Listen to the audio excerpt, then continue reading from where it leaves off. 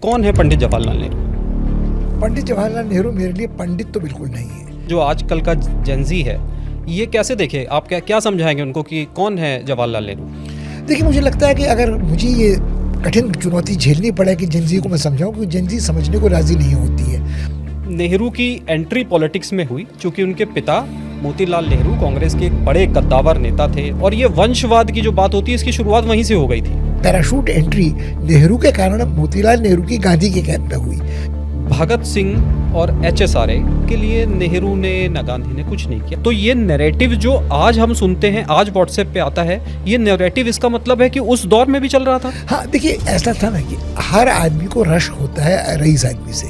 क्या नेहरू के कपड़े पेरिस में धुलते थे? ये एडवीना के साथ जो उनके रिश्ते हैं, इसको लेकर के इतने नैरेटिव हैं कि अब ये सड़क तक नहीं है, संसद में कहा जाने लग गया है। तो नहीं, उसको जोड़ दिया जाता है आज की अय्याश शब्द। नहीं, देखिए, अय्याशी तो आदमी की नज़र में होती है, मगर मेरे ख्याल में नेहरू के बारे और इस संबंध के बारे में ये कहना मेरे ख्याल में बहुत गलत है कि 5 बार नेहरू ने इस्तीफे दे दिए और गांधी उनको मना के ले आते थे कि नहीं इस्तीफा मत दो, वापस आओ। हाँ, और नेहरू कभी गांधी को मनाने में उस हद तक सफल नहीं हुए जिस हद तक गांधी उनको मनाने में सफल हुए। कश्मीर के लिए नेहरू जिम्मेदार, धारा 370 के लिए नेहरू जिम्मेदार, तो क्या अकेले नेहरू जिम्मेदार हैं? उसमें मेरे ख्याल में जिम्मेदारी महाराजा हरि सिंह की सबसे ज़्यादा है। जवाहरलाल नेहरू या सरदार पटेल? क्योंकि ये जनरेशन आज की सोचती है कि ये सरदार पटेल और जवाहरलाल नेहरू अपने सामने आते होंगे तो एक दूसरे के खिलाफ तलवारें निकाल लेते थे।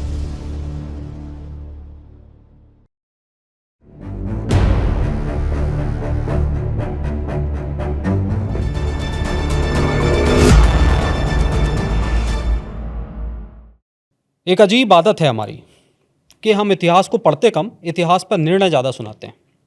हर व्हाट्सएप, हर रील हमें विचारक बना देती है, इतिहासकार बना देती है, और उससे होता यह है कि प्रभावित होकर हम किसी न किसी की पूजा या किसी न किसी से नफरत करने लगते हैं। वैसे भी एक सभ्य समाज की पहचान ये नहीं है कि हम एक दूसरे से कितने सहमत हैं, पहचान ये है कि वहाँ असहमति कितनी गरिमा के साथ सुनी जाती है। पिछले कई वर्षों में व्हाट्सएप यूनिवर्सिटी में जो थीसिस लिखी गई, उसमें सबसे ज़्यादा नाम आया पंडित जवाहरलाल नेहरू का। इतनी बातें कह दी गई कि लगता है कि सब कुछ सच्ची है। लेकिन अब सवाल यह है कि असली सच क्या है, और असली सच का पता कैसे लगाएं, किसके पास जाएं, क्या पढ़ें? तो शास्त्र कहते हैं कि जब उलझन में हो तो गुरु के पास जाओ। आज मैं भी गुरु के पास आया हूं। देश के जाने माने इतिहासकार, लेखक, विचारक पुष्पेश पंत जी। धन्यवाद। तो आज का विषय है पंडित जवाहरलाल नेहरू। तो ये व्हाट्सएप से लेकर विश्वविद्यालयों तक नेहरू के बारे में बहुत कुछ कहा गया। पहले तो मैं ये जानना चाहता हूँ कि पुष्पेश पंत जी के लिए कौन है पंडित जवाहरलाल नेहरू? पंडित जवाहरलाल नेहरू मेरे लिए पंडित तो बिल्कुल नहीं है।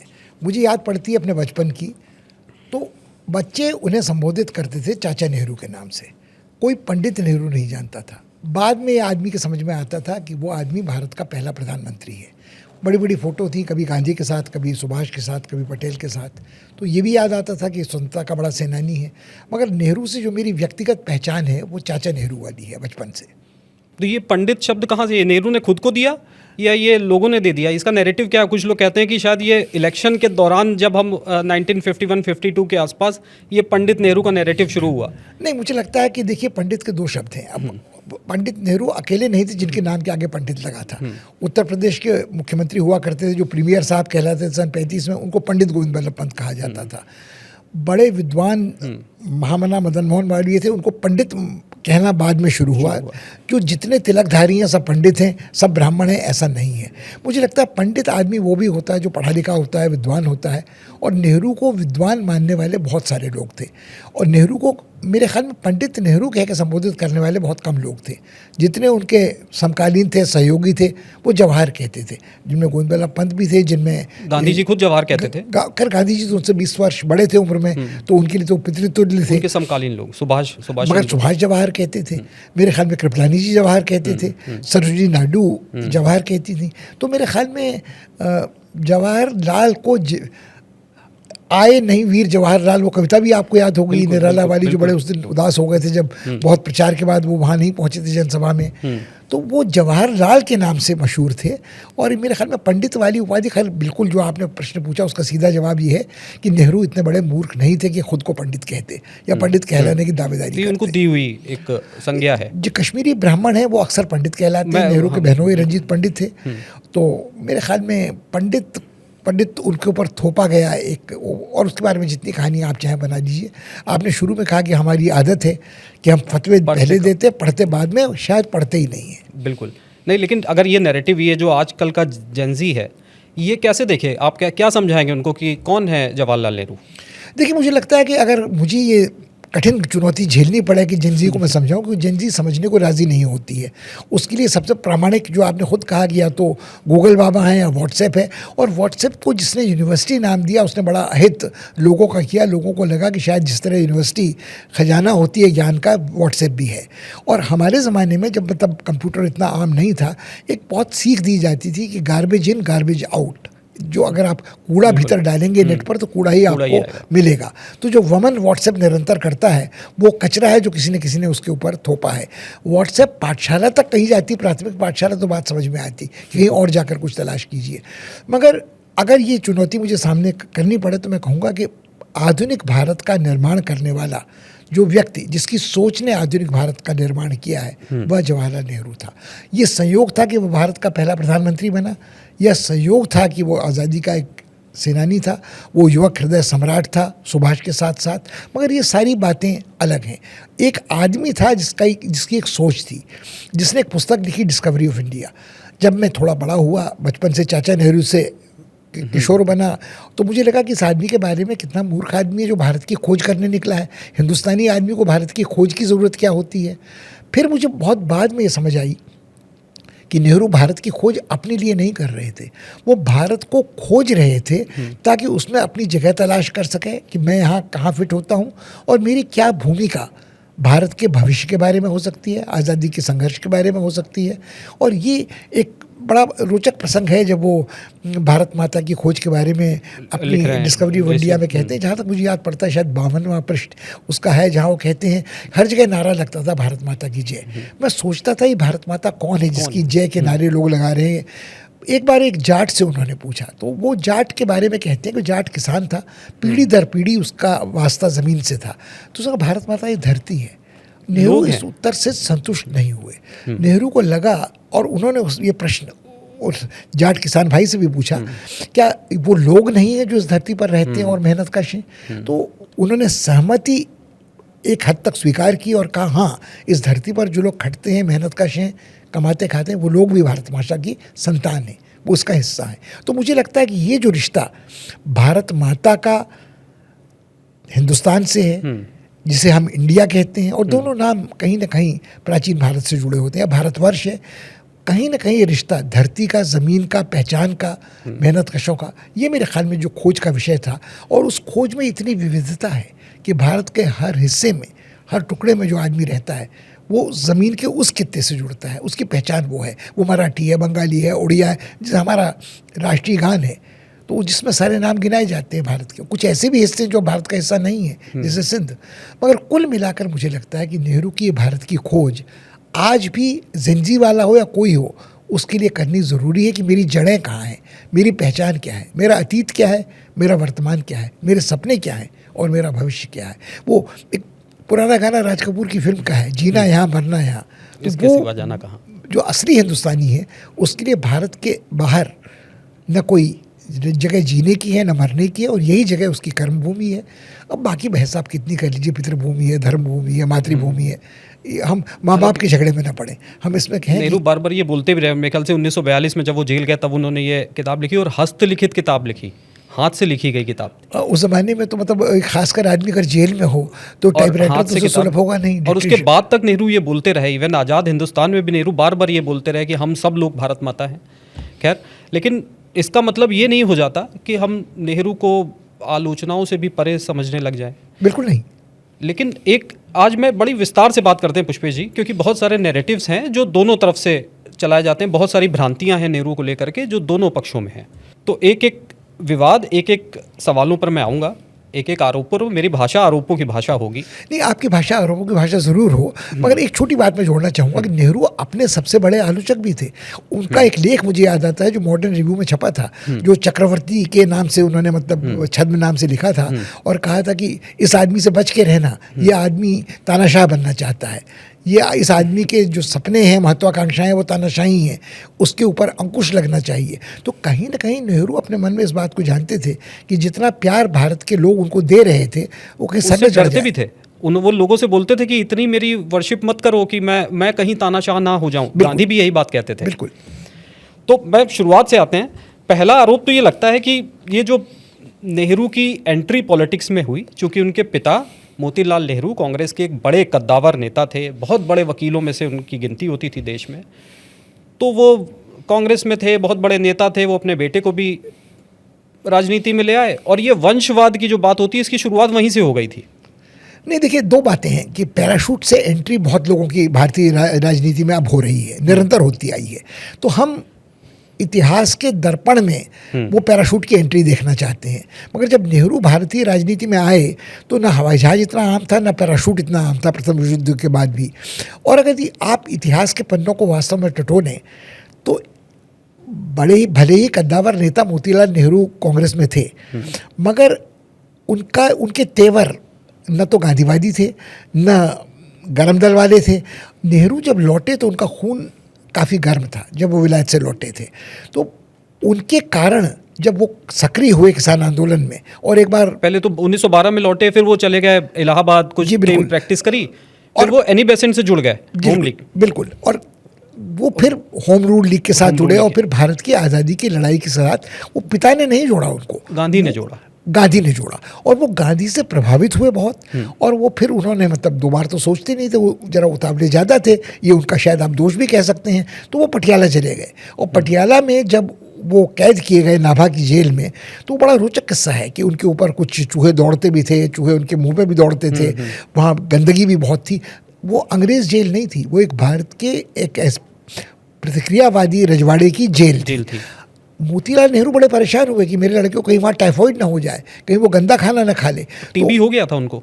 नहीं, टीबी तो नहीं, प्लूरसी उस जमाने में कहते थे, टीबी तो उनकी पत्नी को हुआ था। वो ये कहा जाता है कि वो जो 3 लोग नेहरू के साथ बाकी जो उनके जो लोग गए थे उनको भी जो लंग इन्फेक्शन है वो वहीं से हुआ। बाद में वही कमला नेहरू को ट्रांसफर भी हुआ। नहीं, अब ये तो देखिए कहना बड़ा कठिन है कि कमला नेहरू को उस जमाने में न तो स्ट्रेप्टोमाइसिन थी, न टीबी का इलाज ठीक से होता था, न टीबी को मतलब क्षय रोग माना जाता था, राजरोग भी कहा जाता था। वो मतलब उसके कई कारण थे, मगर यहाँ उसका विशद विश्लेषण अगर हम ना करें टीबी के रोग का और किसने किसको संक्रमित किया, मगर जो बात थी कि घबराए मोतीलाल नेहरू की इकलौता लड़का है, उसको अगर कहीं कुछ हो गया तो मैं क्या करूँगा। तो मुझे लगता है कि पैराशूट एंट्री नेहरू के कारण मोतीलाल नेहरू की गांधी के कैंप में हुई, जो तब तक तो वो नरम दल वाले थे, वो सुधारवादी थे, वो और लोगों के साथ रहते थे, और जो गरम दल वाले थे, जो उनके तेवर अपनाना मोतीलाल जी ने उसके बाद शुरू किया। तो आप ये कह रहे हैं कि ये उल्टा हुआ? हाँ, नेहरू की वजह से मोतीलाल नेहरू गांधी के करीब हो गए। मेरा निश्चित रूप से मानना है कि मोतीलाल नेहरू जी की पोशाक बदल गई,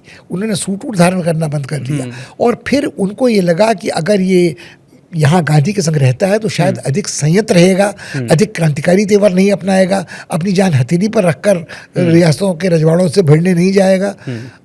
नेहरू पे इससे कोई ख़ास फर्क पड़ा नहीं। अगर आप देखेंगे तो मेरी राय में तो मोतीलाल नेहरू का कायाकल्प और मन परिवर्तन नेहरू के कारण हुआ। मतलब आप इसे पुत्रमोह कह लें, पुत्रमोह में इतना था। हाँ, कि और दूसरा सवाल आपने वंशवाद का पूछा था। तो देखिए, वंशवाद बड़ा विचित्र शब्द है, और उसमें भी आज आप ये कह सकते हैं कि लेगेसी है, डायनेस्टिक रूल है। तो आज के भारत में तो शायद कोई भी राजनीतिक दल ऐसा नहीं है जो पीढ़ी दर पीढ़ी 4-5 पीढ़ी से राजनीति में सक्रिय न रहा हो, और वंशवाद राजनीति में हो अन्य पेशों में न हो ऐसा भी संभव नहीं है। मगर यदि असली वंशवाद होता तो मोतीलाल नेहरू की प्रैक्टिस का लाभ, अदालत की प्रैक्टिस का लाभ नेहरू को हुआ होता। उसमें तो नेहरू बिल्कुल नाकाम सिद्ध हुए। नेहरू ने जहाँ जहाँ अपनी जगह बनाई उसमें मोतीलाल नेहरू का बहुत बड़ा योगदान हो, ये मुझे नज़र नहीं आता किसी भी दस्तावेज के कारण। इलाहाबाद की म्यूनसिपल कॉरपोरेशन में के वो म्यूनसिपलिटी के वो चेयरमैन बने, वहाँ जो कुछ उन्होंने किया उससे कितनी सहमति मोतीलाल नेहरू की थी, क्योंकि मोतीलाल नेहरू अपने जीवन पर्यंत कहीं ना कहीं स्वामी भक्त बरतानवी राज के नागरिक बने रहे थे। वो गांधी के साथ थे। उन्होंने फिर मुखालफत अंग्रेज़ों की शुरू की थी, मगर आप कल्पना करें कि जो दरबार के वक्त में, दिल्ली दरबार के वक्त में, सन 11 के दरबार के वक्त में नेहरू को पत्र लिखते हैं कि लंदन में मुझे इस तरह की पोशाक चाहिए, इस तरह के जूते चाहिए, उस वेशभूषा में उनकी एक फ़ोटो भी है।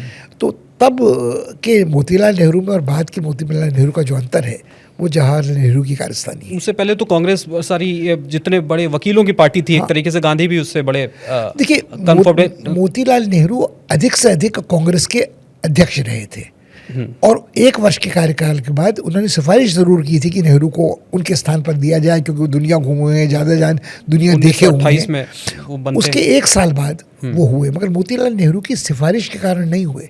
जब गांधी स्वयं इस बात को महसूस करने लगे कि नेहरू एक आकर्षक व्यक्तित्व हैं, नेहरू एक चुंबकीय व्यक्तित्व है, करिश्माई व्यक्तित्व हैं और वो उनके साथ भीड़ जुट सकती है, तो उनको लगा कि नेहरू को साथ रखना बेहतर है। और नेहरू की ताजपोशी अगर आप उसे कहना चाहें तो गांधी के कारण हुई, मोतीलाल नेहरू के कारण नहीं हुई है। और उसके बाद जितने काम नेहरू ने किए हैं वो उनके अपने अर्जित हैं, वो पिता की कृपा से तो उन्हें नहीं मिले। 1928 में जो आप जिक्र कर रहे हैं, 1928 में मोतीलाल नेहरू अध्यक्ष थे और वो डोमिनियन स्टेटस की बात कर रहे थे हिंदुस्तान को, कि ब्रिटिश के अधीन रहें लेकिन हमको थोड़ी स्वतंत्रता रहे। और नेहरू इसके खिलाफ बात करते हैं। उनका जो भाषण है अधिवेशन में, 1928 के अधिवेशन में, वो उसके खिलाफ हैं कि, और वो पूर्ण स्वराज की मांग पहली बार कांग्रेस, इस समय तक गांधी भी सहमत नहीं है नेहरू से, और 1929 में नेहरू अध्यक्ष बन जाते हैं। और सुभाष बोस उस प्रस्ताव को सामने लाते हैं और नेहरू अपने पिता की मुखालफत करते हुए उसे सेकंड करते हैं। और यदि कुछ ऐतिहासिक पुस्तकों को देखें आप अच्छी तरह, तो कुछ दिन के लिए पिता पुत्र के संबंध थोड़े तनावपूर्ण रहे थे और शायद बातचीत भी बंद हो गई थी। पूरी तरह बंद हुई या ना हुई वो देखिए, मगर मतलब खटास आ गई। ये कहा गया, ये भी एक किस्से हैं, वो आप ज़्यादा बेहतर बताएंगे कि वो जब वो गांधी जी की वजह से 3rd क्लास में सफ़र करने लग गए हैं, तो वो मोतीलाल नेहरू गांधी जी से कह रहे हैं कि भाई इसकी क्या ज़रूरत है, वो बहुत नाजुक लड़का है, विदेशों में पला बड़ा है, ऐसे ज़िंदगी जीता है, 3rd क्लास में क्यों सफ़र कर रहा है। तो गांधी उनको समझा भी रहे हैं और उनको मना भी नहीं कर रहे हैं, हाँ भी नहीं कह रहे हैं। तो ये भी एक बड़ा ये गांधी की जो बात आपने जो गांधी की रेल यात्राएं हैं और नेहरू की रेल यात्राएं, उनमें भी एक फ़र्क है। गांधी जी की रेल यात्रा शुरू में, पहली रेल यात्रा आप याद करें जो उन्होंने अपने गुरु गोखले के सुझाव पर की थी, तमिलनाडु की नहीं, पूरे भारत के कुछ हिस्सों की थी, सिर्फ तमिलनाडु की नहीं की थी। नहीं, पहले तमिलनाडु गए थे, मगर वो बड़ी रोचक है कि गांधी जी रेलवे कंपार्टमेंट में जाते हैं और उनको एक टिफिन कैरियर में गोखले पूरियां, कुछ तला खाना देते हैं, कुछ वो अपने संग ले जाते हैं। इसका विशद विवरण आगे नहीं मिलता, मगर उस जमाने में 3rd क्लास में यात्रा करना जो ऊंचे दर्जे, अव्वल दर्जे या 2m दर्जे के यात्री थे, उनके लिए दुखद था। मगर बाकी लोगों के लिए आज वाला हाल नहीं था कि आप छत पर बैठे हैं, आप संडास पे बैठे हैं, आप सीट पे बैठे हैं, धक्का मुक्की खा रहे हैं। तो आप खिड़की के पास बैठकर निहारते हुए गांधी ने यात्रा की थी। और बाद की यात्राओं में तो उनके कंपार्टमेंट में भीड़ जुटती थी, लोग रुकते थे, वो महात्मा हो गए थे। तो वो 3rd क्लास नहीं था जिससे मोतीलाल भयभीत हो रहे थे। मगर मोतीलाल का आशंकित होना ठीक था, पता नहीं क्या खा लेगा, क्या छू लेगा, क्या हो जाएगा। बहुत पुत्र मोह जो आपने कहा, वो बहुत ज़्यादा चिंतित रहते थे। हाँ, मगर कुनबा परस्ती और डायनेस्टिक सक्सेशन की बात मुझे इसमें नज़र नहीं आती है कि आपको विरासत में उन्होंने सब कुछ दिया हो। नेहरू का बहुत कुछ अपना अर्जित किया हुआ है, उसमें 3rd क्लास की यात्रा भी है, उसमें नाभा जेल का प्रसंग भी है। नाभा जेल का प्रसंग फिर वो थोड़ा विषयांतर हो जाएगा, इसलिए मैं लेकिन अगर आप टिप्पणी करना चाहें तो ये जो नाभा जेल को लेकर के बड़े आरोप लगते हैं नेहरू पे, कि नाभा जेल में नेहरू ने माफ़ीनामा लिखा था, उसको कंपेयर किया जाता है सावरकर से। तो इसमें कितनी सच्चाई है? नहीं, देखिए, एक तो इसका कोई प्रमाण नहीं है कि नेहरू ने माफ़ीनामा लिखा था और जेल से रिहाई की मांग की गई थी। वो डिटेंशन में थे तब, वो कन्विक्ट नहीं थे। शायद मोतीलाल ने कुछ प्रयास किया हो, उन्होंने संपर्क को लाभ उठाते हुए लिखा हो कि ये इसकी स्वास्थ्य का संकट है, इसे छोड़ा जाए। तो जिसे आज जमानत या अंतरिम जमानत कहते हैं, इस तरह की कोई चीज़ की शर्त सशर्त आपको मुक्त किया गया है कि आप रहिए, आप बुरा आचरण नहीं करेंगे, इस रियासत में दोबारा नहीं घुसेंगे, हमारे शासन को अस्थिर करने की कोशिश नहीं करेंगे, ये सब बातें हो सकती हैं, मगर उसका उस माफ़ीनामे से कोई संबंध नहीं है। और मैं फिर आज भी ये बात स्वीकार करता हूँ कि वीर सावरकर का भी जो नाम था वो वीर सावरकर कहलाता था, और उनकी जो शख्सियत थी उसमें माफ़ीनामे का सवाल बहुत पछता नहीं है कि जिस आदमी ने अपने जीवन को दांव पे लगाया हो, समुद्र में कूदा हो, तैरा हो, पकड़ा गया हो, अंडमान भेजा गया हो, 13 साल वहाँ यातनाएं झेली हों, उसके बाद वो अगर रिहाई की माफ़ीनामे की कोई कोशिश करता है तो वो समर्पण नहीं है। और मैं बिल्कुल ये मानने को तैयार हूँ कि सावरकर के माफ़ीनामे में यदि कहा गया हो कि मैं आकर अच्छे आचरण से रहूँगा, तो कोई आदमी ये कहेगा कि मैं अंडमान से लौटूंगा और दोबारा आपके खिलाफ सक्रिय हो जाऊँगा क्रांति के लिए। मगर उनका थोड़ा विषय अंतर हो जाएगा, लेकिन ये कहा गया कि मैं सदैव आपका आज्ञाकारी रहूँगा, ऐसी लैंग्वेज लिखी गई है जो।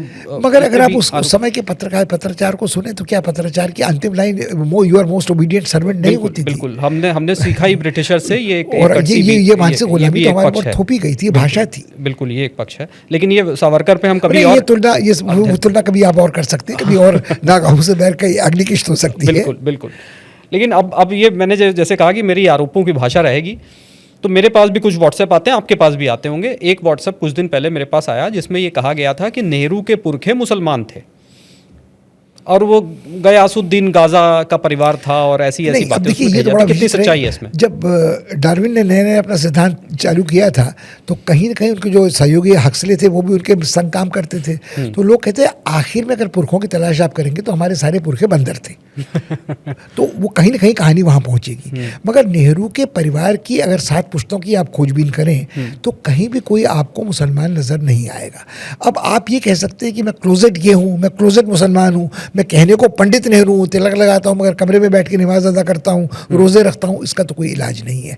मेरे ख्याल में यदि आप नेहरू के परिवार की पुश्तों की पड़ताल करें तो ज़्यादा से ज़्यादा आपको उनके वो पुरखे मिलेंगे जिनके बारे में मशहूर है कि वो गदर के वक्त, भारत के पहले स्वतंत्रता संग्राम के वक्त दिल्ली में शहर कोतवाल थे, और उसके बाद उनके जो गंगाधर जी, और उनका जो स्थानांतरण होता है वो कब जाके बस गए, वो कहानी शुरू होती है पुष्पे जी राजनारायण कौल से। जी बिल्कुल, कि वो राजनारायण कौल ने एक किताब लिखी तारीख़ कश्मीर, जिसको दिल्ली के मुग़ल बादशाहों ने बहुत पसंद किया और उनको दिल्ली बुला लिया और चांदनी चौक में एक मुग़ल बादशाहों ने नहीं, एक ख़ास मुग़ल बादशाह ने, फर्रुखशहर ने, जी और नहर के किनारे एक ज़मीन दे दी पुरानी दिल्ली। उसके बाद उनका नाम जो कौल थे वो कौल से नेहरू हो गए। लेकिन एक पक्ष ये भी कहता है कि कुछ इतिहासकारों ने ये कहा कि जो कश्मीर में त्राल इलाका है जो आजकल बड़ा विवादों में रहता है, उसके आसपास इनका एक गांव था जिसका नाम था नुहर।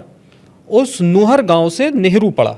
ये इन दोनों में आप कौन सी सच्चाई की करीब पाते हैं? कि दूसरा जो आख्यान है उसको अशोक पांडे अपनी किताब में रखते हैं। बिल्कुल, मेरा मानना है कि अशोक पांडे की किताब में जो बयान दर्ज है मैं उसको अधिक प्रामाणिक मानूंगा कि क्योंकि देखिए नहर तो दिल्ली में नहर बहिश चांदनी चौक से बहने वाली थी, बहुत सारे लोग उसके किनारे बसते थे, तो कोई और नेहरू नहीं कहलाया और सिर्फ कौलों को नेहरू का नाम दिया गया, ये थोड़ा अटपटा लगता है।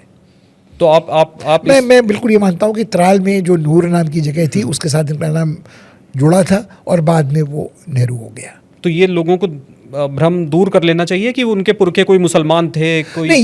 ये तो बिल्कुल ही ये तो गलत ही दुष्प्रचार है। और यदि मान लीजिए एक पल के लिए, मैं नेहरू के का बचाव पक्ष का वकील नहीं हुआ, आपकी भाषा आरोप की हो सकती है, मान लीजिए यदि नेहरू के कोई पुरखे मुसलमान थे जिन्होंने हिंदू धर्म ग्रहण किया था और बाद में हिंदू बन गए थे, तो क्या मुसलमान पुरखे होना किसी के लिए अपराध बोध से ग्रस्त करने के लिए काफ़ी है? क्या उसे आज के परिप्रेक्ष्य में देश का दुश्मन और देशद्रोही माना जाए? क्या उसको कहा जाए कि ये तो वो मुसलमान है जिसकी पितृभूमि ये नहीं है, जिसकी पुण्य भूमि ये नहीं है, आदि आदि? मुझे लगता है सब बेकार की बातें हैं, अनर्गल प्रलाप है। इस देश में मुसलमान सदियों से रहते आए हैं और हिंदू इस देश में जो शब्द है हिंदू, वो उनका स्थानीय था कि इंडस नदी जो थी, सिंधु नदी, उसका उच्चारण में भेद हिंदू होता था। तो जो हिंदुस्तान था वो उन लोगों का स्थान था जो सिंधु नदी के परे रहते थे। तो मुझे लगता है कि ये इसमें हिंदू मुसलमान उनके पुरखे थे कहना बहुत ही। लेकिन ये तो कहा जाता है कि मुग़ल बादशाहों के मुलाजिम थे। जब मुग़ल बादशाहों के दिन अच्छे थे और मुग़ल आज़म सबसे बड़े थे, तो अनारकली को भूल जाइए, सलीम को भूल जाइए, तो सब लोग मुलाजिम तो उन्हीं के थे ना। तो क्या जो राणा प्रताप थे उन्होंने लोहा लड़ा था, उनके जो बिरादर थे राजा मान सिंह, क्या वो मुगलों के मुलाजिम नहीं थे? क्या मुगलों के मुलाजिम वो सब लोग नहीं थे जो उनके सेनाध्यक्ष हुआ करते थे और जो मनसबदार थे बड़े बड़े? तो अबुल फजल और फैजी तो ठीक थे, क्या टोडरमल मुलाजिम नहीं थे? क्या बीरबल मुलाजिम नहीं थे? क्या तानसेन मुलाजिम नहीं थे? तो देखिए, मुलाजिम तो शब्द एक नौकरी हम आप कर रहे हैं आजकल, मतलब उस ज़माने में जो मुलाजमत होती थी वो भी एक तरह की शान और शौकत के साथ मनसबदारी हुआ करती थी। तो कोई ना कोई किसी न किसी का नौकर और मुलाजिम तो हमेशा से रहा है। या तो ये है कि आपका सीधे अल्लाह मियाँ से नाता है, आप उसी बंदे के बंदगी करते हैं और किसी के आप मुलाजिम नहीं हैं। तो अब एक अगला आरोप उसी व्हाट्सएप का ही हिस्सा है, लेकिन हालांकि इसको कई लोग बोलते हैं कि नहीं, ये इसमें सच्चाई भी है, लेकिन मतलब आंशिक सत्य है। ये कहा गया कि नेहरू बहुत राजसी ज़िंदगी जीते थे और बिल्कुल उनकी लाइफस्टाइल को लेकर के बहुत बातें होती हैं, बहुत तमाम तरीके के लेख लिखे जाते हैं। और ये भी कहा जाता है कि क्या नेहरू के कपड़े पेरिस में धुलते थे? अब देखिए, इससे बड़ी मूर्खता कुछ हो नहीं सकती। नेहरू ने अपने जीवन काल में अपनी आत्मकथा में इसका वर्णन किया है कि इलाहाबाद शहर में एक लॉन्ड्री हुआ करती थी जिसका नाम था पेरिस लॉन्ड्री। तो जाहिर था कि अच्छी लॉन्ड्री थी। नेहरू रईस पेरिस थे, लॉन्ड्री पेरिस नाम की लॉन्ड्री कोई थी, जगह थी, पेरिस लॉन्ड्री नाम की कपड़े धुलाई की जगह थी, दुकान थी। ड्राई क्लीनर की शायद कपड़े धुल भी जाते होंगे, वहाँ इस्त्री होके आते होंगे। आजकल तो लोग ड्राई क्लीनर से काम चला लेते हैं, मगर घर में तो कोई धोबी घाट खोलता नहीं था। तो या तो कपड़े आपका धोबी घाट ले जाके कोई रजक धोता था, और या फिर कपड़ों की धुलाई लॉन्ड्री में ही होती थी। तो धुल के इस्त्री करके कपड़े घर आते थे। वो पेरिस लॉन्ड्री थी। अब आप कल्पना कीजिए, ये सत्य बात है। हाँ, ये तो नेहरू ने कहा कि पेरिस नाम की एक लॉन्ड्री थी इलाहाबाद शहर में जहाँ कपड़े धुलते थे घर के। अब आप बताइए, स्नो वाइट में कपड़े धुलते थे कि नहीं धुलते थे? बाद में स्नो वाइट एक ड्राई क्लीनर बन गया था दिल्ली में। मैं आपको एक और मजे की बात याद दिलाऊं। जिस समय की बात है उस समय हवाई जहाज तो थे, कम थे, बहुत कम थे। पानी के जहाज से 3-4 हफ्ते भारत से पेरिस जाने में लगते थे, वही 3-4 हफ्ते वापस आने में लगते थे। तो कौन आदमी क्या या तो नंगा घर में बैठा रहता था तौलिया लपेटे कि कपड़े धुल के पेरिस से आएंगे तब मैं पहनूंगा, और कौन, ये मूर्खता की हद होगी जो कपड़े यहाँ से धुलने को पेरिस जाएंगे। हाँ, ऐसा ज़रूर हो सकता है कि एक आध बार जब नेहरू विदेश यात्रा, यूरोप यात्रा कर रहे हों, कपड़े कम ले गए हों और कपड़े धुलाने की नौबत आई हो, तो पेरिस की किसी लॉन्ड्री में एक आध बार उनके कपड़े धुले हों। मगर पेरिस में कपड़े धुलने का आख्यान जो है वो तो उससे अधिक कोई अक्षम्य मूर्खता कहीं नहीं है। इससे तो जितना खर्चा आएगा उससे तो बेहतर है कि नेहरू नए कपड़े ले लेते। नहीं, मान लीजिए ये भी हो कि खर्चा नेहरू कर सकते थे, मगर कौन अपनी ऐसी नुमाइश लगवाएगा कि कपड़े धुलने वहाँ जा रहे हैं और हम तौलिया लपेटे बैठे हैं और हमारे कपड़े जब तक वहाँ से धुल के नहीं आएंगे हम पहनेंगे नहीं। और आपने सही फरमाया कि कोई ना कोई, मगर फिर आप ये कहेंगे कि वो कपड़े भी उनके सिलते वहीं थे। तो उस ज़माने में जो आदमी पैसे वाला होता था उसके कस्टम टेलरिंग कपड़े घर पे सिलते थे। हाँ, जब मोतीलाल नेहरू जी को दरबार में जाना तो उनको उस नए फैशन के कपड़े चाहिए थे जो दरबार में वहाँ बेहतर सिलते थे। ये जो आपने अभी बताया कि जो इसका जवाब नेहरू ने दिए, तो ये 1934-35 के आसपास जब उन्होंने अपनी जीवनी लिखी है, माई स्टोरी, तो उसमें उन्होंने क्या लिखा है मैं वो एक बार बताना चाहता हूँ। उन्होंने लिखा है कि मेरे बारे में ऐसी बातें कही जाती है कि मेरे कपड़े पेरिस में धुलते थे। पहले तो ऐसा कैसे संभव है कि रोज़ अपने कपड़े विदेश में धुलने के लिए भेजे जाएं? और ऐसे वक्त में जब भारत आज़ादी की लड़ाई लड़ रहा है, गरीबी से जूझ रहा है, ऐसे वक्त में ऐसा सोचना भी अय्याशी है। ये नेहरू 1900, तो ये नैरेटिव जो आज हम सुनते हैं, आज व्हाट्सएप पे आता है, ये नैरेटिव इसका मतलब है कि उस दौर में भी चल रहा था। हाँ, देखिए, ऐसा था ना कि हर आदमी को रश्क होता है रईस आदमी से। अगर मैं साधन संपन्न नहीं हूँ, अगर मैं अपने कपड़े को लॉन्ड्री में नहीं धुलवा सकता हूँ, मुझे खुद धोने पड़ते हैं कपड़े, अपना कच्चा बनियानी खुद धोना पड़ता हो, और मुझे साबुन रगड़ रगड़ धोना पड़ता हो, मुंदरी से पीट पीट कर उन्हें साफ करना पड़ता हो, और फिर अगर इस्त्री कराने के पैसे न हों तो उनको रात को बिस्तर के नीचे बिछा के आप सो रहे हो और लोटा उस पर फिराकर इस्त्री का भ्रम पैदा कर रहे हो, तो मुझे तो रश होगा ही ना कि आपका कपड़ा कलफ लगा है और अच्छा खासा इस्त्री किया हुआ है, तो आपको थोड़ा तो इश्क होगा कि आदमी इस पे पैसे खर्च कैसे कर सकता है। नेहरू को किसी ने कभी सलवट पड़े कपड़े पहने नहीं देखा होगा। वो तो गांधी जी की अदा निराली थी कि वो लंगोट नुमा धोती पहन के चलते थे। वो और तो शेरवानी और एक अच्छी नहीं, नेहरू शेरवानी 24 घंटे तो नहीं पहने रहते थे। नेहरू भी चूड़ीदार कुर्ते- पजामा। कुर्ते- तो देखिए, एक उर्दू का शब्द है जामा जेब। एक जो नेहरू जैसा खूबसूरत आदमी हो, कद उनका बहुत ऊंचा नहीं था, मगर जामा जेब थे, जो कपड़ा पहनता था उन पर फपता था। अब मैं अगर नेहरू जी की शेरवानी पहनूंगा तो मेरी तौन नजर आने लगेगी, मुझे बटन नहीं लगेंगे उसके पूरे। मैं ये कुर्ता पहनूंगा तो सलवट वाला, मैं कितनी कोशिश कर लूँ, कितना ही करफ लगा लूँ, मैं तो उन लोगों में से हूँ जो उसकी ऐसी तैसी करके कुर्ते की छोड़ देगा। तो लोगों को बुरा लगता था कि नेहरू की चूड़ीदार पजामा भी अच्छा फपता था। और वो नेहरू जब जैकेट पहनते तो उनके नाम से जवाहर जैकेट मशहूर हो गया, जो पहले कुछ और जैकेट कहलाता होगा, आज कुछ और जैकेट कहलाता है।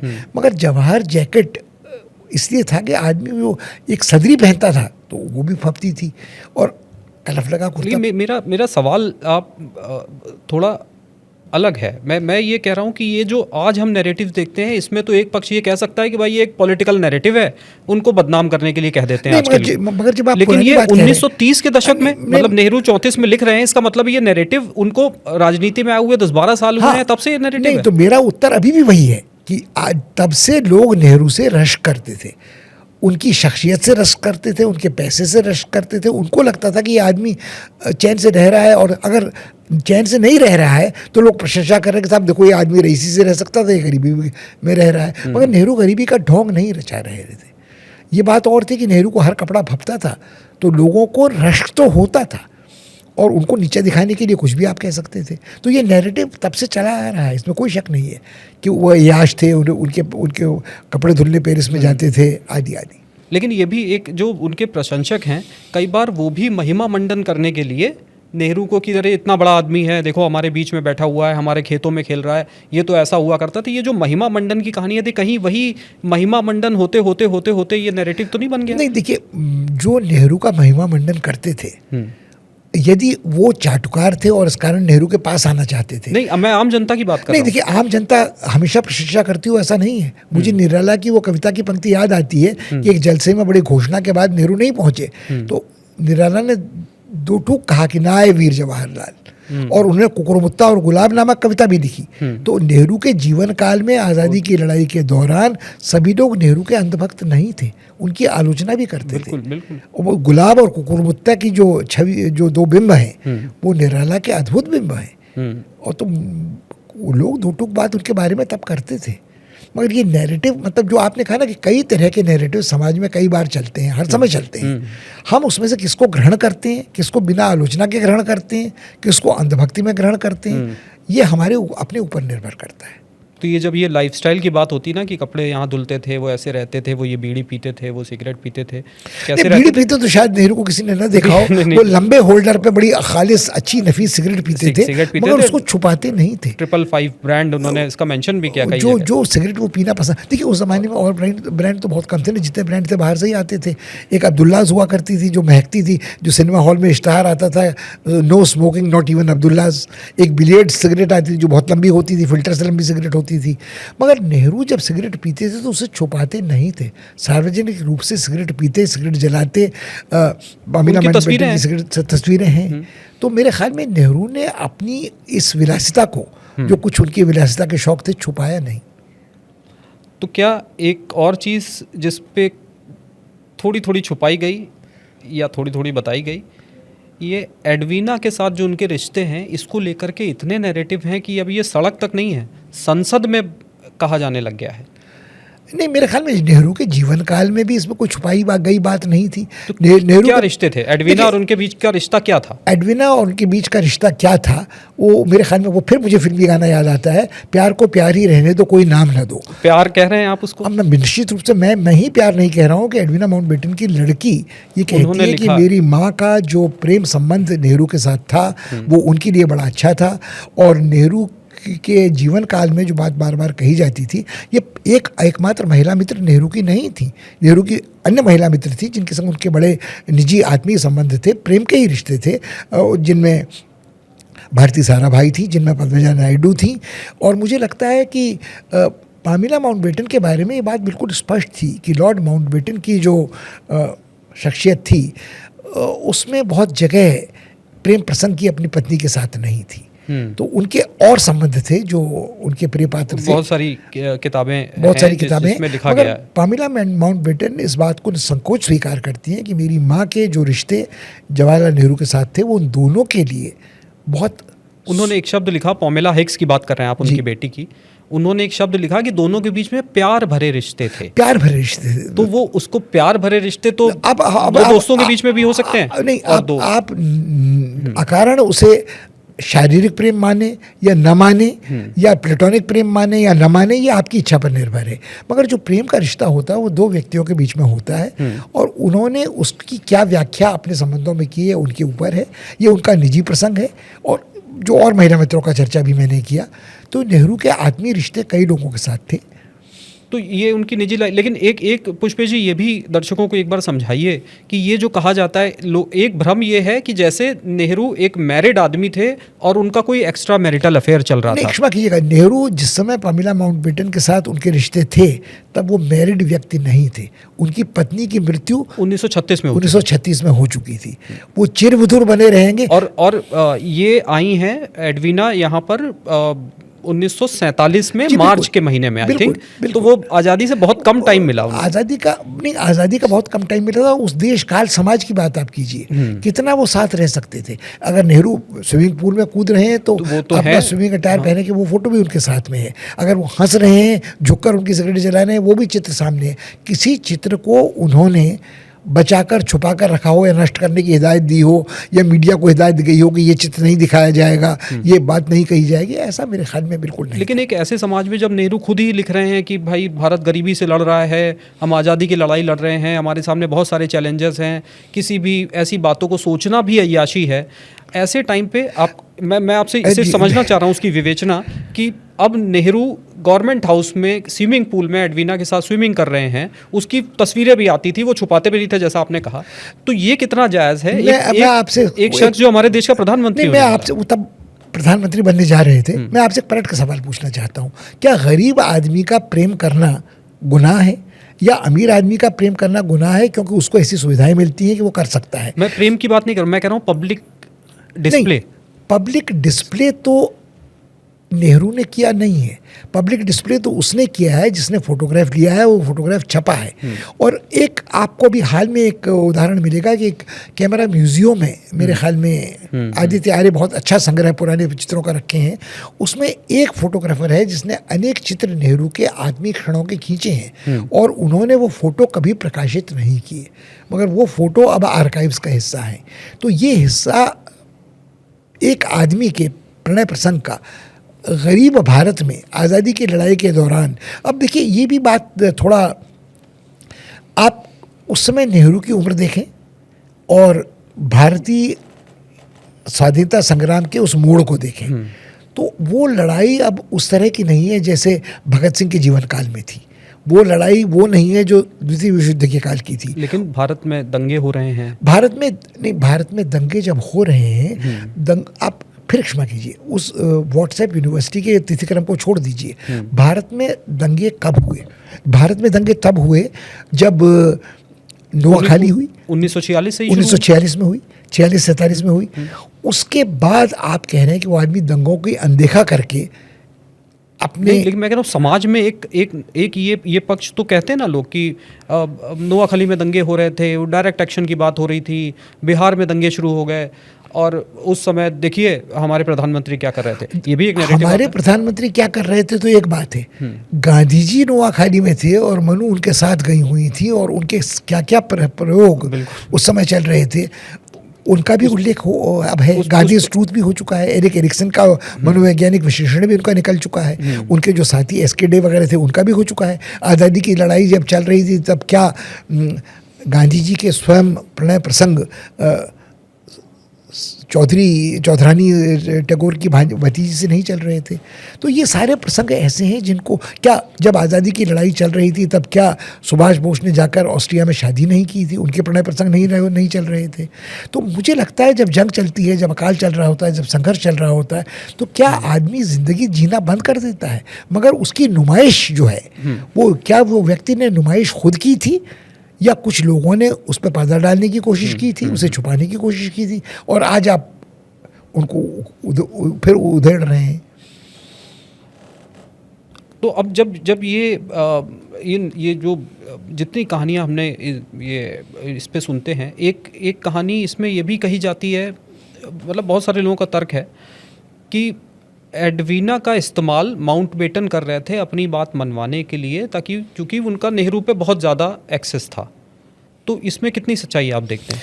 देखिए, माउंटबेटन कुछ भी कर सकते थे, क्योंकि माउंटबेटन कुल मिलाकर एक प्रतिक्रियावादी, साम्राज्यवादी, उनके बारे में आप ये कह सकते हैं कि वो उस जो ब्रिटेन का राजवंश था उसके कज़न भी थे, और वो मतलब बहुत निकटस्थ थे, और उनकी कोई सहानुभूति भारत की आज़ादी के साथ नहीं थी।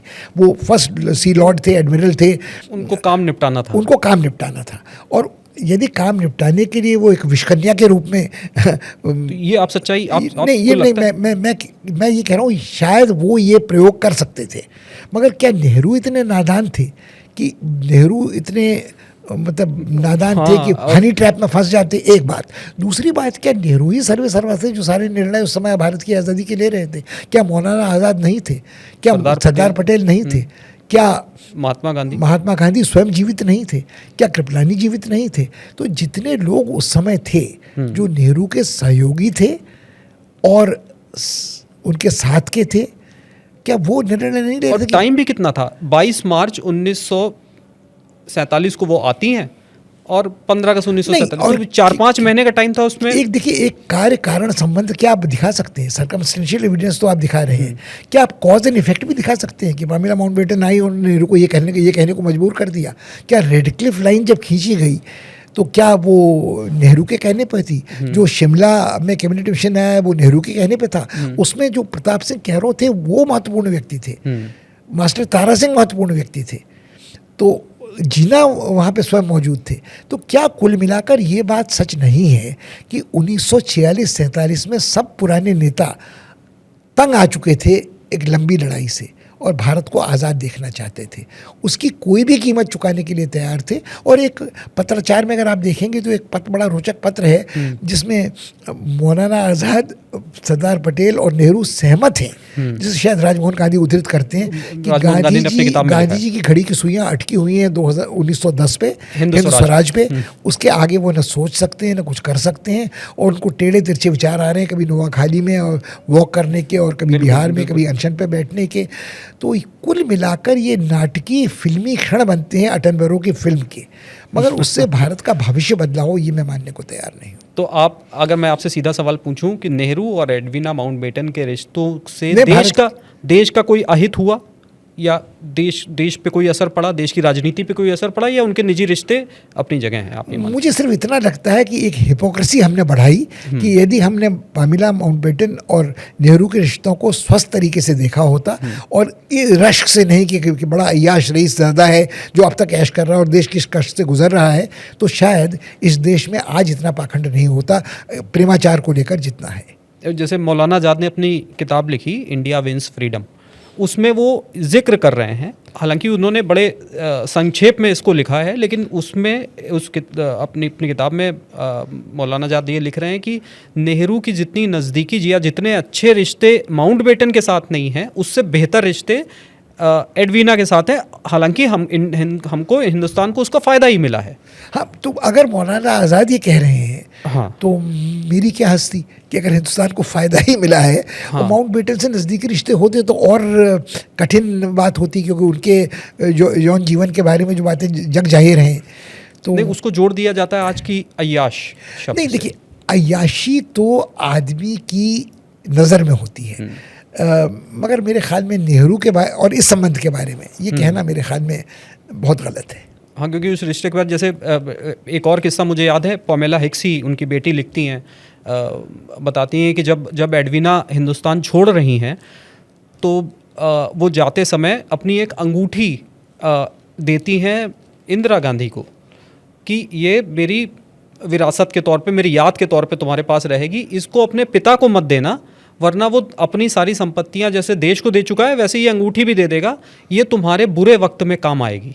हाँ, अब देखिए, इससे ये लगता है कि एक सहज पारिवारिक संबंध था, हाँ, और इंदिरा गांधी भी उस समय बहुत किशोरी नहीं थी, उनकी उम्र ठीक ठाक थी। और अगर वो अंगूठी नेहरू जी को देती तो वो कुछ उसके और गूढ़ार्थ निकाले जा रहे होते। और हालांकि प्रधानमंत्री बनने के बाद भी कई बार ऐसा हुआ कि नेहरू ब्रिटेन गए हैं और एडवीना से मुलाकातें हुई हैं, तो ये इस रिश्ते को मतलब कोई नाम देना लोग कहते हैं कि ठीक नहीं है, कुछ लोग इसको नाम दे देते हैं। आपका जो मन में आया आप करिए, मगर मुझे आपत्ति इस बात से है कि आज के भारत में 70-75 वर्ष बाद क्यों किसी व्यक्ति के व्यक्तिगत निजी जीवन को लेकर इतना पाखंड पाला जाए कि लड़ाई के वक्त आदमी प्रेम नहीं कर सकता, संघर्ष के वक्त आदमी प्रेम नहीं कर सकता, गरीब व्यक्ति कोई प्रेम नहीं कर सकता। मुझे एक पाश की कविता याद आती है, शायद पाश की है, जो कहता है कि मेरे हिस्से का सुख भी तुम देख लेना।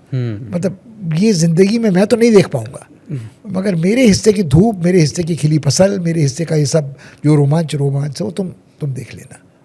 और मेरे ख्याल में जिन लोगों ने अपने जीवन बलिदान किए, भगत सिंह ने, चंद्रशेखर आज़ाद ने, उन्होंने अपने अक्षत कौमारे को रखा और ये रखा कि कई बार उनको वेश बदल कर रेड लाइट एरियाज में रहना पड़ता था, और उनको ये दिखाना पड़ता था कि अरे हम तो मतलब दूध के धुले हैं और मतलब कुछ नहीं कर सकते हैं आदि। मगर मुझे लगता है उन लोगों ने भी आखिर एक कुर्बानी और दी थी कि हम प्रेम नहीं करेंगे, या प्रेम करेंगे तो हमारे हिस्से का प्रेम कोई और भगत सिंह, चंद्रशेखर आज़ाद, राम प्रसाद बिस्मिल, अशफाक उल्लाह। हम आएंगे भगत सिंह पे भी, क्योंकि भगत सिंह के बड़े आरोप हैं, लेकिन पहले एक आरोप ये लगता है कि ये नेहरू गांधी जी कितने दुलारे क्यों हो गए?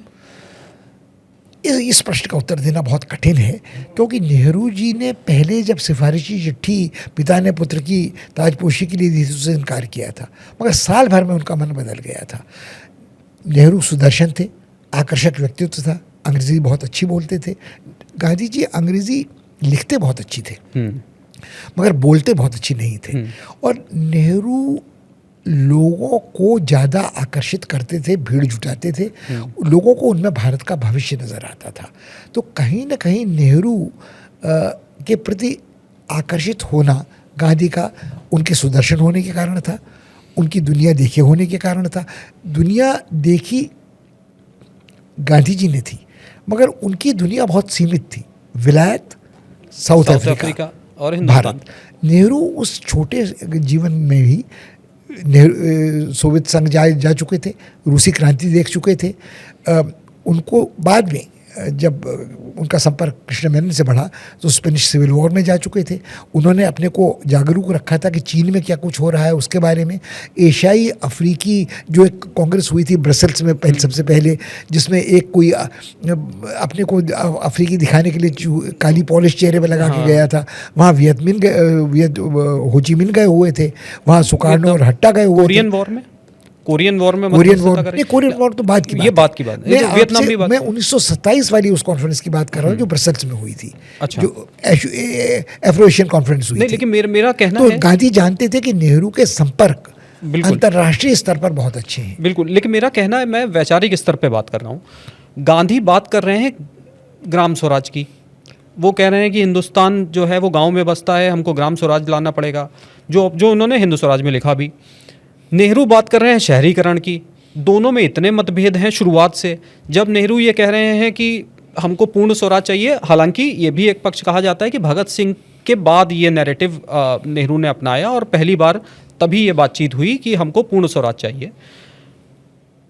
तब गांधी खिलाफ हैं कि नहीं, हम पूरी तरीके से आज़ादी के लिए तैयार नहीं हैं। इतने मतभेद हर मोड़ पर एक दूसरे के खिलाफ दिखाई देते हैं वैचारिक तौर पर ये दोनों, फिर भी इतने दुलारे नहीं। देखिए, मुझे लगता है कि दोनों ही एक दूसरे को इमोशनली यूज़ कर रहे हैं। गांधी चाहते हैं कि नेहरू जैसा युवा जो दुनिया देखे है, दुनिया परखे है और वो लोगों का दुलारा है, युवक हृदय सम्राट है, वो अगर मेरे साथ आता है तो स्वदेशी मूवमेंट, बहिष्कार, मेरे जो और सत्याग्रह हैं उनमें बहुत आज उसमें ऊर्जा बढ़ेगी। नेहरू इस बात को जानते हैं कि देश के गांव से उनका कोई लेना देना नहीं अब तक रहा है। वो चाहते हैं कि यदि गांधी के गांव वाला जो प्रसंग है उससे यदि कहीं उनकी छवि सुधरती है तो उनको शायद इस पर साथ गांधी का देना चाहिए। मगर मेरे ख्याल में नेहरू कभी अपने वैचारिक उसको खोते नहीं हैं। वो उनके लिए औद्योगिकरण, उनके लिए शहरीकरण, उनके लिए नियोजित विकास अहमियत रखते हैं। वो शुरू से इसी लाइन पे। बिल्कुल। और कहीं इतने ज़्यादा मतभेद की मतलब ये भी कि 5 बार नेहरू ने इस्तीफे दे दिए और गांधी उनको मना के ले आते थे कि नहीं इस्तीफा मत दो, वापस आओ। हाँ, और नेहरू कभी गांधी को मनाने में उस हद तक सफल नहीं हुए जिस हद तक गांधी उनको मनाने में सफल हुए। तो ये एक रिश्ता उनके अनोखे प्रेम का है जिस पर भी रोशनी डालना मेरे लिए तो बड़ा कठिन है। मुझे आज तक ये बात समझ में नहीं आती कि नेहरू को जितनी बार चाहा गांधी ने, उनकी आंखों में आंसू भर गए, मगर उन्होंने जब कांग्रेस सोशलिस्ट पार्टी का गठन हुआ था उसको असफल कर दिया। सुभाष का जब निष्कासन होना था पट्टाभी सीतारमैया वाला, उसको सफल कर दिया। और गांधी गांधी के सामने नेहरू की बोलती बंद हो जाती थी। मगर नेहरू कभी गांधी को मना पाए हों ये तुम करोगे अब, ये मुझे इसका कोई उदाहरण नहीं मिलता है। तो ये रिश्ता क्या था? ये एक ऐसा गूढ़ रिश्ता था जिसमें दोनों एक दूसरे को बहुत चाहते, लेकिन एक लगाव, किसी दो लोगों का आपसी लगाव, आपसी विचार। लेकिन जब आप देश के विचार की बात कर रहे हैं तो दोनों अलग अलग दिखाई देते हैं। 1928 से 27-28 से लेकर के और 1900 मतलब गांधी जी के जीते जी तक लगातार हम हर मोड़ पे देख रहे हैं। फिर भी गांधी ये कहते थे कि मेरे बाद मेरी भाषा नेहरू बोलेगा नहीं, और ये कहेगा कि मेरा राजनीतिक उत्तराधिकारी नेहरू है। मेरे बाद मेरी भाषा जवाहर बोलेंगे, ये मरने के बाद ही मेरी भाषा बोलेगा। हाँ। ऐसा हुआ नहीं। मगर इसका कोई सही उत्तर मैं आपको दे सकूंगा मुझे लगता नहीं है, क्योंकि ये एक ऐसी अनबूझ पहेली है जो मेरे लिए बनी हुई है। ये मेरे ख्याल से बहुत सारे इतिहासकारों के लिए है कि ऐसा क्यों था। इतने डिफरेंसेस के बावजूद वो दोनों इतने निकट थे एक दूसरे के लिए कि वो उनका प्रेम जो था वो अलग ही दिखाई देता है। अब वो इश्क मजाजी था, इश्क हकीकी था, रूहानी था, या उसकी कला। ये कई सूफियाना सिलसिलों में है। अच्छा। कि जो पीर कह देता है वो मुरीद तो उसका अनुसरण आंख बंद करके करेगा, वो फिर सवाल नहीं पूछेगा। वो निज़ामुद्दीन औलिया और अमीर खुसरो और जी बिल्कुल, निज़ामुद्दीन औलिया और अमीर खुसरो वाली बात हो गई है।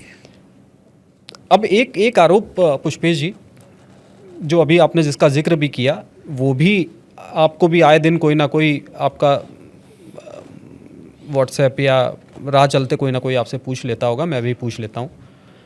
भगत सिंह और HSRA के लिए नेहरू ने ना गांधी ने कुछ नहीं किया। खासतौर पे आज हम नेहरू का विमर्श कर रहे हैं तो नेहरू जी ने कुछ नहीं किया। वो लोग चाहते, कांग्रेस चाहती तो भगत सिंह की फांसी टलवा सकती थी, उनको बचाया जा सकता। नहीं, मैं ये नहीं मानता हूँ कि भगत सिंह की फांसी टल सकती थी इन लोगों के कहे किए से। नाम मात्र को पत्राचार किया गांधी ने, नेहरू ने कुछ व्याख्यान आदि दिए हों, वो अलग बात है। न केवल ये मेरा मानना ये है, यदि आप भगत सिंह का पूरा कृतित्व देखें और जीवन देखें, वो कुर्बान होना चाहते थे, क्योंकि वो फांसी के तख्ते पे अगर नहीं चढ़े होते तो शहीद भगत सिंह फांसी के तख्ते चढ़ गया, नहीं रहे होते, सरदारा भगत सिंह वो वाला गाना नहीं गाया गया होता। और भगत सिंह अगर फांसी की उन्होंने समर्पण नहीं किया होता, उन्होंने एक बहरी सरकार को धमाका सुनाने के लिए किया था, किसी को मारने के लिए नहीं किया होता, वो भग सकते थे, वो निकल सकते थे। आप याद करें एक और प्रसंग को, हार्डिंग जब थे वाइसरॉय हिंदुस्तान में, उनके ऊपर बम फेंका गया। उस षड्यंत्र में रास बिहारी बोस शामिल थे। तब वो क्लर्क थे देहरादून के फॉरेस्ट रिसर्च इंस्टीट्यूट में। वो वहाँ से वेश बदलकर बहुरूपी बनकर निकल गए। न केवल निकल गए, उन्होंने बड़ा आश्चर्य जताया और बड़ा खेद प्रकट किया कि ऐसा हमला नहीं होना चाहिए था। उसके बाद वेश बदलकर वो भारत छोड़कर भी निकल गए और वो जापान चले गए। और जापान में उन्होंने भारत की आज़ादी की लड़ाई शुरू की और आज़ाद हिंद फौज का बीजारोपण उनके जीवन काल में जापान में हुआ, जिसको बाद में दोबारा पल्लवित किया सुभाष बोस ने। वहाँ उनका एक प्रणय प्रसंग हुआ, उन्होंने अपने एक रेस्टोरेंट के मालिक की लड़की से शादी कर ली और वहाँ चलाते रहे और भारतीय करी लोगों को खिलाई जो ऑथेंटिक करी थी। ये कहानी बिल्कुल फर्क। यदि चाहते तो भगत सिंह भी वहाँ से भाग निकल सकते थे, असेंबली से निकल सकते थे, रूप बदल सकते थे, अपने को बचाने की कोशिश कर सकते थे। उनका मकसद शहीद होना था। और यही बात लगभग चंद्रशेखर आज़ाद के बारे में कही जा सकती है कि उन्होंने जब पुलिस से घेरे गए तो आखिरी गोली से अपने को मार डाला, क्योंकि वो जीते जी पुलिस के द्वारा पकड़े नहीं जाना चाहते थे। उन लोगों का मकसद बिल्कुल दूसरा था।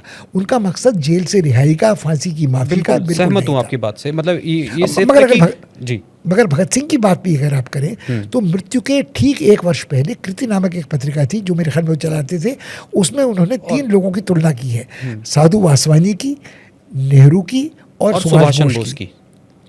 उनका बड़ा साफ मानना है कि साधु वासवानी एक साधु व्यक्ति थे, वो वेदों की तरफ ले जाते थे जिस तरह आर्य समाजी लोग सबको ले जाते थे, और वो बड़े परोपकारी व्यक्ति थे।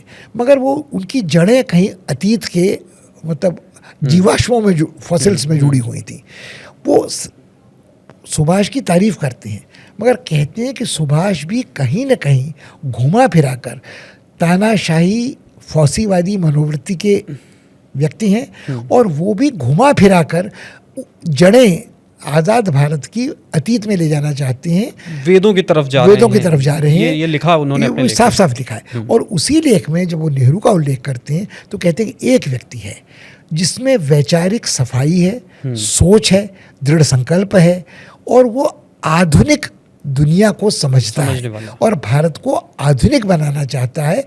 और उसमें जो उसके सोच में कुछ बातें भगत सिंह कह रहे हैं, मैं नहीं कह रहा हूँ, मरने से 1 वर्ष पहले, और तब वो कह रहे हैं कि इस आदमी की सोच में भारत को आधुनिक बनाने के साथ एक समतावादी, समता पोषक सोच है, समाजवादी सोच है। वो अब समाजवाद और कम्युनिज्म का फ़र्क आप कर लीजिए, नेहरू के फेबियन सोशलिज्म की बात कर लीजिए, लॉस्की की बात कर लीजिए, मगर नेहरू बहुत प्रभावित सोवियत संघ की क्रांति से थे, बोल्शेविक क्रांति से। तो उसमें उन्होंने जिस समाजवादी क्रांति की बात की है, समता पोषक सोच की बात की है, उसमें साम्यवाद है, उसमें मिश्रित अर्थव्यवस्था नहीं, उसमें कमांडिंग हाइट्स ऑफ इकोनॉमी को राज्य द्वारा पकड़ के रखना है, उसमें नियोजन आधुनिक बनाने के लिए है। और जब नेहरू संविधान निर्मात्री सभा में ऑब्जेक्टिव रेजोल्यूशन प्रस्तावित करते हैं तो उसमें जो आज़ादी है वो आज़ादी राजनीतिक अंत में है, सामाजिक आज़ादी है, आर्थिक आज़ादी है, सोच की आज़ादी है, और फिर राजनीतिक आज़ादी है। इसके बिना बाकी आज़ादी बेमानी है। तो ये सोच भगत सिंह के निगाह में आधुनिक भारत के लिए सबसे ज़्यादा उपयोगी था। लेकिन ये कहा जाता है कि भगत सिंह की लोकप्रियता से इतने डर गए थे कि इन लोगों ने सोचा कि हम इनकी मदद नहीं करेंगे, हमको इसमें आगे नहीं आना चाहिए। ये कोई सच्चाई है? नहीं, मुझे लगता है ये बात बिल्कुल बेकार की है कि यदि आप देखें तो भगत सिंह जब सक्रिय थे उनकी लोकप्रियता से किसी की होड़ थी ही नहीं। नेहरू भी युवा सम्राट उसके बाद बनते हैं। आप कल्पना कीजिए ना कि भगत सिंह की मृत्यु अल्पायु में हो गई, 23 साल में, 23 साल की उम्र सन 30-31 के आसपास है। तो आप यदि कल्पना करें जब नेहरू नाभा में हैं, फिर हम नाभा जेल पहुंच रहे हैं, वो कौन सा वर्ष है? 25-26। उस समय भगत सिंह की उम्र कितनी है? 15-16 साल। और नेहरू की उम्र कितनी है? नेहरू अधेड़ व्यक्ति है उस समय। तो मेरे ख्याल में भगत सिंह से तुलना करना किसी का, या उनसे लोग डर गए थे उनकी लोकप्रियता से। तो 20 नहीं कि मतलब इतना यूथ भगत सिंह से प्रभावित था। भगत सिंह से यूथ प्रभावित था, यूथ तो गांधी से भी प्रभावित था। जितने लोग भगत सिंह के संग बाद में जाकर जुड़े हैं, आप कल्पना कीजिए, उनमें राम प्रसाद बिस्मिल हो, अशफाक उल्लाह हो, चंद्रशेखर आज़ाद हो, बाघा जतीन हो, ये सब वो लोग हैं जो गांधी से पहले प्रभावित थे। और वो गांधी के ढुलमुल नीतियों से और सत्याग्रह वापस लेने से, चौरी चौरा आंदोलन के बाद हट जाने के और अहिंसक बने रहने के, उससे दुखी होकर लोग दूसरी तरफ गए। तो उस समय तो गांधी की लोकप्रियता भयंकर खतरे में थी, मगर नेहरू की लोकप्रियता खतरे में नहीं थी। जो निर्णय वापस लिए थे वो नेहरू ने लिए थे। वो चौरी चौरा के बाद वो हर हालत में स्वतंत्रता की लड़ाई को अहिंसक बनाए रखने का उनका हट था। वरना जब चंद्रशेखर आज़ाद को नितंबों पर कोड़े पड़ रहे थे तो उनका हर नारा भारत माता की जय और वंदे मातरम और महात्मा गांधी की जय वाला था। मगर लोग जब गांधी से निराश हुए तो वो युवक तब भगत सिंह की ओर गए थे। हिंदुस्तान सोशलिस्ट आर्मी के प्रति जो लोग गए थे उनमें जो कुछ आर्य समाज से प्रेरित लोग थे, जो अशफाक उल्लाह ने भी पहली अपनी दीक्षा आर्य समाज से ली थी, राम प्रसाद बिस्मिल ने ली थी, महावीर सिंह हुआ करते थे जिन्होंने अनशन जबरन तोड़ने के विरुद्ध बल प्रयोग के कारण अपनी जान अंडमान में गंवाई थी। तो ये सारे लोग वो थे जिनसे हट, जो गांधी की लोकप्रियता से पहले प्रभावित होकर गांधी से जुड़े थे, फिर गांधी की ढुलमिल नीतियों से हटकर भगत सिंह की ओर गए थे। और भगत सिंह के जीवन काल में तो मेरे ख्याल में किसी से तुलना करना व्यर्थ है कि होड़ किसी की हो। लेकिन ये जो कहा जाता, नेहरू एक लौते नेता थे शायद कांग्रेस के जो भगत सिंह से जेल में मिलने गए 1929 में। और ये वो दौर है जब भगत सिंह अनशन कर रहे हैं, जब वो भूख हड़ताल कर रहे हैं, उस दौरान ये नेहरू जाकर के उनसे मिलते हैं। तब वो कालकोठरी में है, कालकोठरी में। मगर तब भी भगत सिंह ने किसी को अपनी रिहाई के लिए पत्र नहीं लिखे, चिट्ठी नहीं लिखी, वो चाहते भी नहीं थे। जिन लोगों ने पहल की उनकी निंदा की, भर्त्सना की और अपने पिता से कहा कि ऐसे लोगों को मुझे मिलने, मेरा मनोबल कम करने के लिए जेल में न भेजा जाए। ये कहा गया कि आसिफ अली को भेजा गया और गांधी जी के कहने पे आसिफ अली मिले और उन्होंने कहा कि हम आपकी क्या मदद कर सकते हैं। तो भगत सिंह ने उनको साफ मना किया कि आप कोई मदद मत करिए, अगर मदद ही कर सकते हैं तो कानूनी लेटर्स लिखने में मेरी मदद कर दी जा करिए। हाँ, और मेरे ख्याल में देखिए एक बात और है कि गांधी जी का इसमें जो हट था, उनका कल्ट ऑफ बॉम्ब वाला जो था, कि वो बिल्कुल उसको अपना विरोध मानते थे, कल्ट ऑफ बॉम्ब का, हिंसा वो नेहरू ने दोहराए हैं। मैं एक भाषण जो 1931 के ही जो कराची अधिवेशन है, मतलब भगत सिंह की फांसी के कुछ दिन बाद ही 3-4 दिन बाद जो अधिवेशन हुआ है कांग्रेस का, उसमें वो बोल रहे हैं कि जहाँ तक यह सवाल है कि भगत सिंह के लिए कांग्रेस ने क्या किया और हम भगत सिंह की कितनी इज्जत करते हैं, तो आपको मालूम होगा कि इसकी भरसक कोशिश की गई कि ये लोग सज़ा से माफ़ कर दिए जाएं, चाहे उम्र कैद ही रख दी जाए, लेकिन कोई सुनवाई नहीं हुई। मेरे दिल में भगत सिंह के लिए जो इज्जत है वो आप किसी से कम नहीं है। भगत सिंह का रास्ता दूसरा था, हमें गांधी जी ने नई राह दिखाई है, उससे हमें फ़ायदा हुआ या नहीं ये आप तय करिए। तो वो भगत सिंह की तारीफ कर रहे हैं, लेकिन ये कह रहे हैं कि उनका एक अलहदा रास्ता है। वो मगर वो बात देखिए फिर उस सवाल पे आ गई कि गांधी जी के खिलाफ बोलने को कुछ भी नेहरू तैयार नहीं है। यदि गांधी ने कल्ट ऑफ बॉम्ब कह दिया तो कल्ट ऑफ बॉम्ब है। यही बात झेलनी पड़ती है सुभाष बोस को जब वो द्वितीय विश्व युद्ध के दौरान फांसीवादी या सैन्यवादी जापानियों, फांसीवादी इतालवी, नाजीवादी जर्मनी के साथ गठजोड़ करते हैं, तो वो गांधी की पूरी इज्जत करते हैं वो, मगर उनका रास्ता भी अहिंसक नहीं था, उनका रास्ता भी बल प्रयोग का, खून का था। तो उनका डिफरेंस ही इस बात पे हुआ, डिफरेंस इस बात पे हुआ था। तो मेरे ख्याल में ये बातें उन्होंने अपनी रेजिमेंट्स के नाम गांधी और नेहरू वगैरह पे रखे हुए थे।